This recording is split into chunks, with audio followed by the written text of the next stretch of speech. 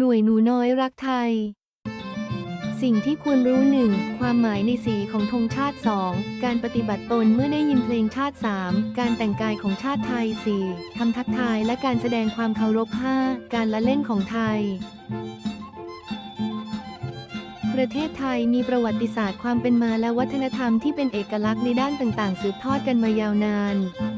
มีพระมหากษัตริย์ทรงเป็นประมุขของประเทศที่เป็นศูนย์รวมจิตใจของคนไทยลูกหลานคนไทยต้องช่วยกันสืบสานวัฒนธรรมและประเพณีที่ดีงามในการแสดงออกถึงความเป็นไทยให้เจริญและคงอยู่ตลอดไป